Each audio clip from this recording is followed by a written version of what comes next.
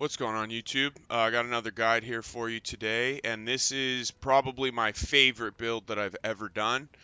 Magic Find Lightning Arrow, so you just drop insane amounts of loot. I dropped, I think, 16 solo apothecaries, multiple 7 years bad luck, the Enlighten. It's just you drop so much loot, and you make so much money.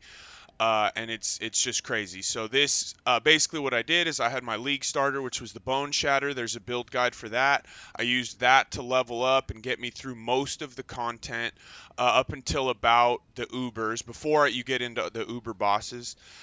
And then I made this character, right? And I used this. I built this one up to make a lot of currency. It's very very fun. Like it's really easy to play this build because it's so much fun, and to level it up and stuff like that.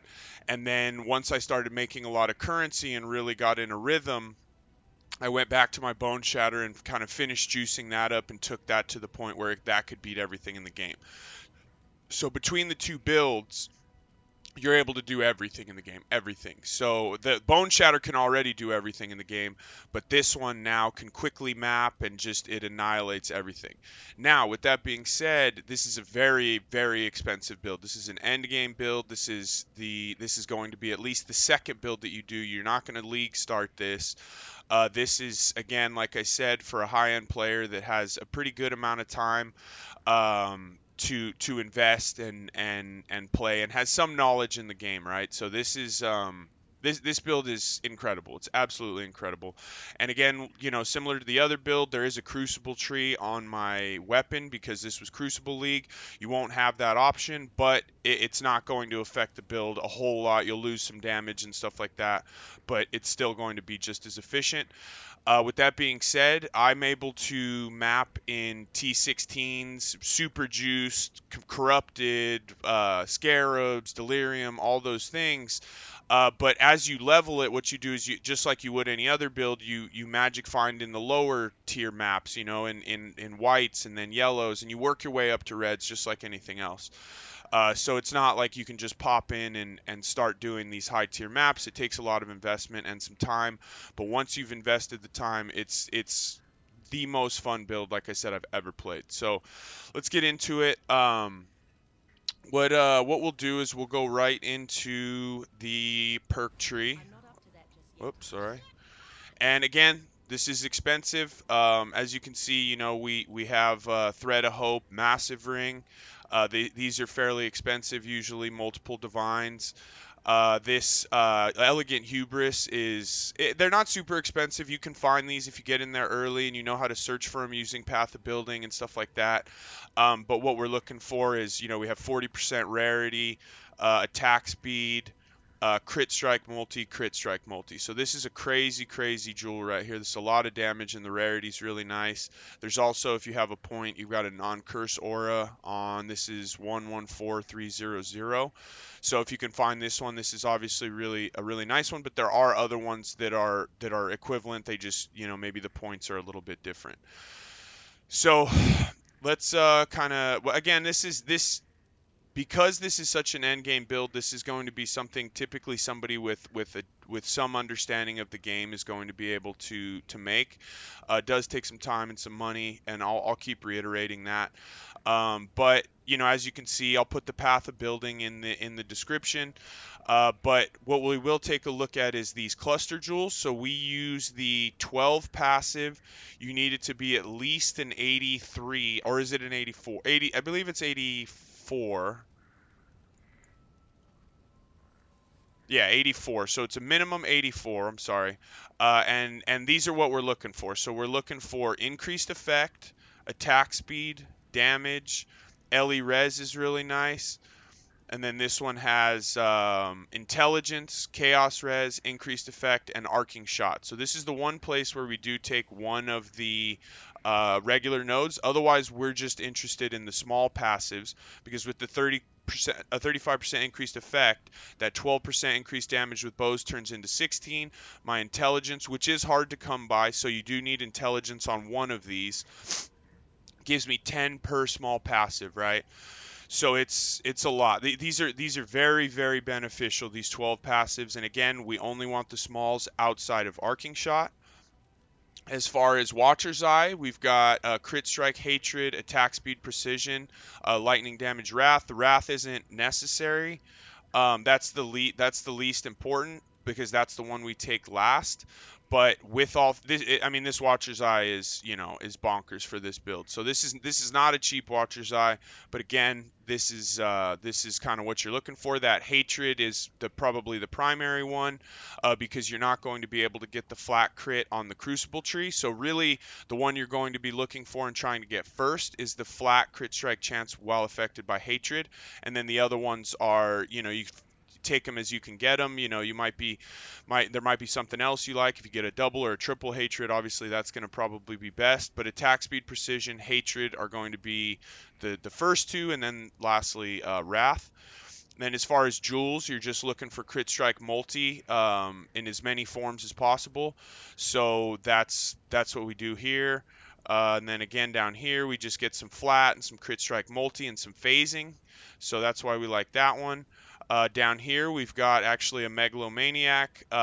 This is just increased mana, attack is mana, chance to gain a power charge, and projectile speed, projectile damage. This can be replaced with just a normal small cluster. I just found this for real cheap and threw it in. It felt really nice.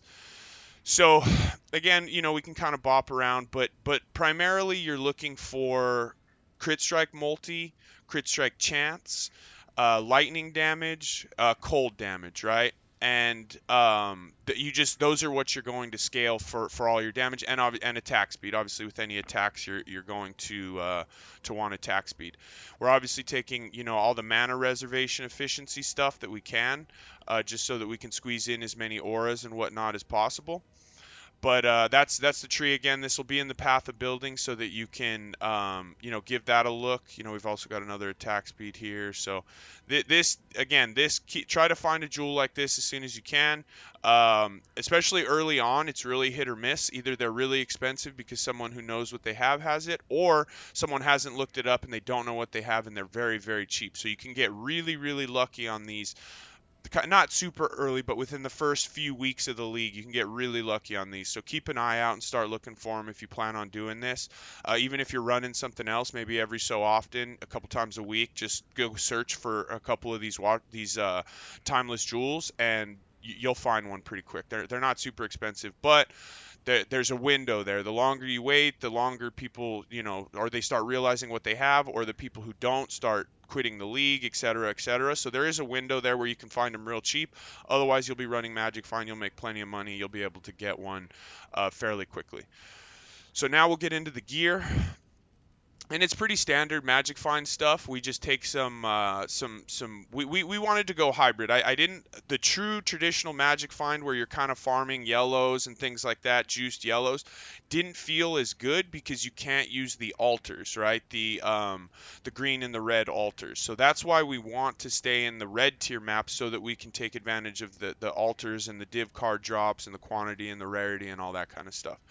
But otherwise, pretty standard. The bow, this is a crazy bow. This took me a long time to craft. I will be doing some crafting videos soon, so you keep an eye out for those. But obviously, this is absolutely insane. It's all tier 1 prefixes with lightning, cold, and then fire. We used the fire essence to try to craft this.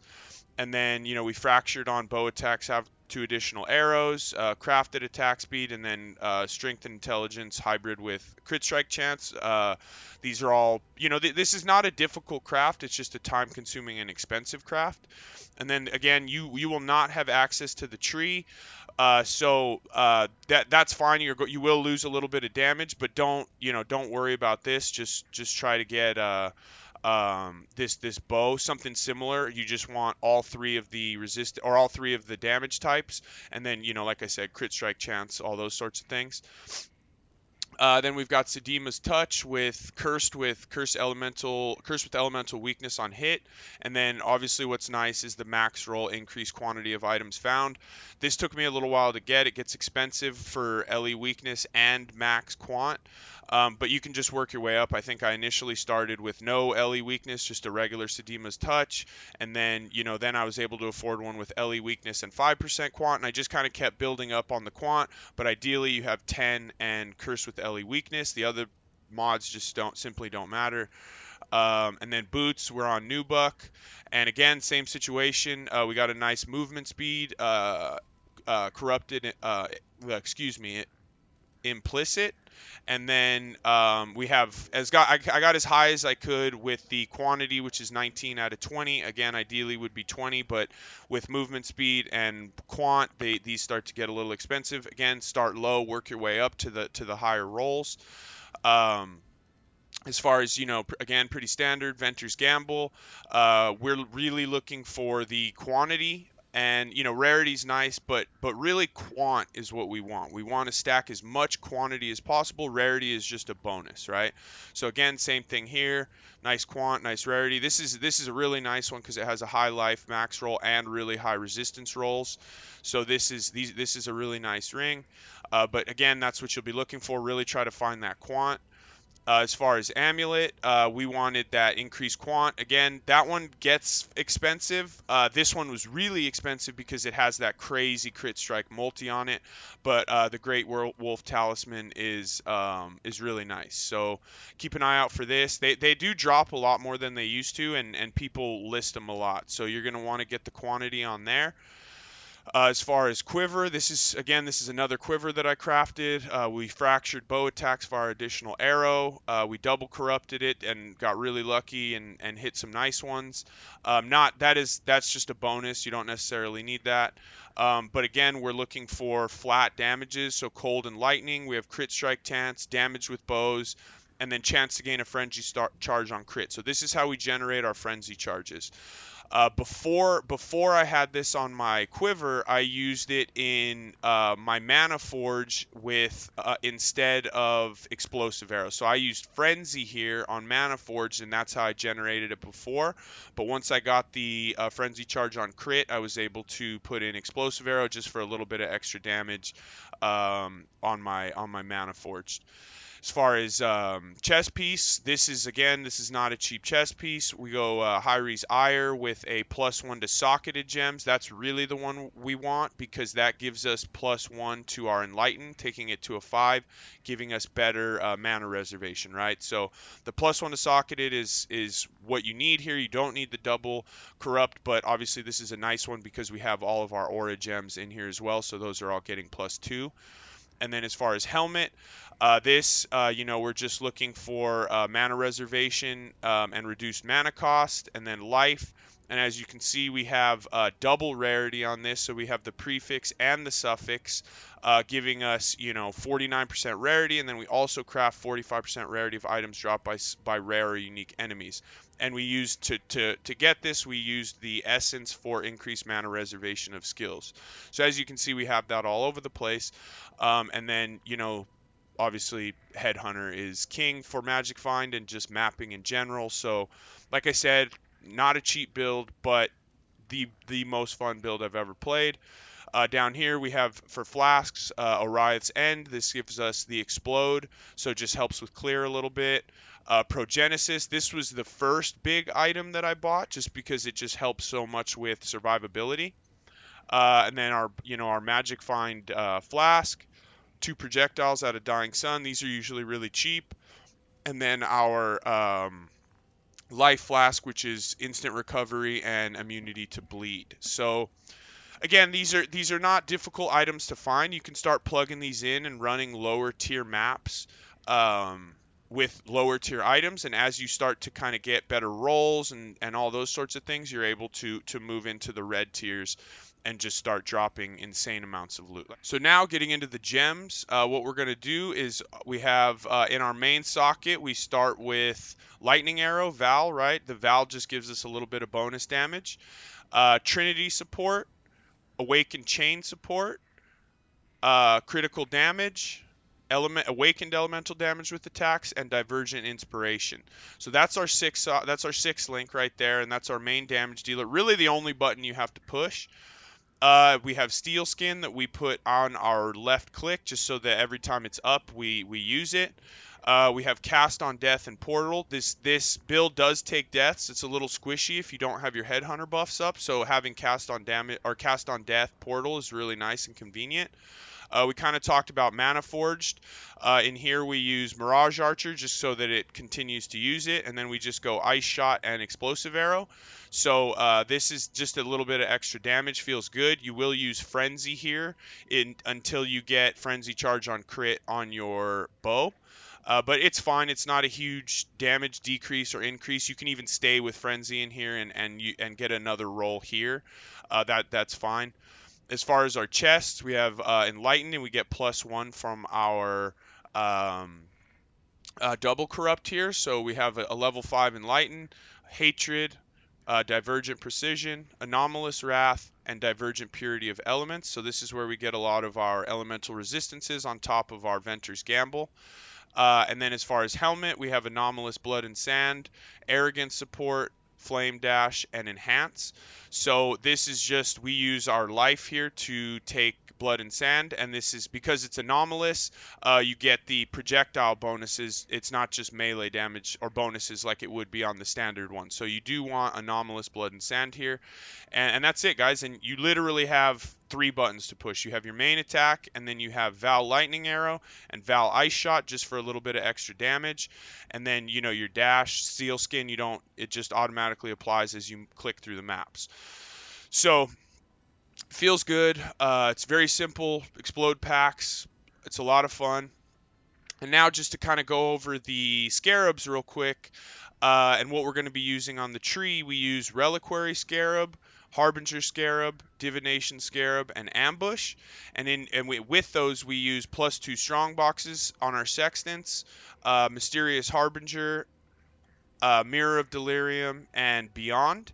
What I will do sometimes is if I'm using Delirium Orbs, I'll replace the Mirror of Delirium with Strong Boxes are Enraged, and you just get that insane amount of quantity. This is helpful, but I've found that this combination is a little bit more effective, and it's much cheaper. This league cost about a divine a piece, so they are really nice. But as far as money is concerned, this combination is much cheaper and easier to acquire. And then lastly, we will go over our Atlas skill tree. And again, we're just focusing heavily on strong boxes, Harbinger, Delirium, and Beyond. So that's basically it. We've got a little bit of Tormented Spirits in here as well, just because that's where the points go. We take all of the quantity and rarity nodes, as well as the increased effective modifiers on non-unique maps. So with that being said, we also run the blue altars. So just because you get better div card drops as well as unique drops. Early on, you're better with the red. While you're making currency, you drop a lot of chaos and sextants and things like that. But yeah, that's about it. Just kind of quick and dirty. I'll try to frame this up so if you need to take a screenshot of it, you can. And that's it, guys. Like I said, I've said it a few times now. This is the most fun build I've ever played. You drop insane amounts of items. Like I said, I play solo and I drop 15, 16 apothecaries. 50 to 60 7 years bad luck, a ton of enlighten and the empower cards, because we run very heavily. The maps that we like best we like Crimson Temple. This is our primary, and then our secondary is Cemetery. So basically we just swap between Cemetery and Crimson Temple, and then that allows us to sustain these maps, because again, we have all of these favorited, just 2 cemeteries, and the rest are all Crimson Temple, so they drop all the time. A lot of times your influence maps will also drop as these 2, so you can continue to run those just influenced. And that's about it, guys. If you have any questions, please let me know. I'm happy to help. Again, there was on the last one that people were freaking out because of the Crucible tree. There's not going to be any Crucible trees. Just the crucible tree is just a bonus. It's not. It's adding damage. It's adding a fair amount of damage, but this build runs fine without it. You just don't worry about that. It is what it is. We're not going to have crucible trees. Maybe one day they'll bring them back, and we'll get that damage back. But for now, don't just disregard the crucible tree and worry about getting a bow like this crafted or purchased. You can probably this one's really expensive, but you can purchase one that is fine, that'll work just fine, maybe with just one additional arrow for, maybe 20 divine, something like that, or craft one yourself for, if you know what you're doing, you can do it for less than 10. But that's it, guys. So again, if you have any questions, please let me know. I'll be around. I'll be streaming. And yeah, I'm happy to help, and I hope you guys enjoy 3.22. I'm really excited, and let's get it, guys. Let me know if you need anything. Thanks again. Like and subscribe.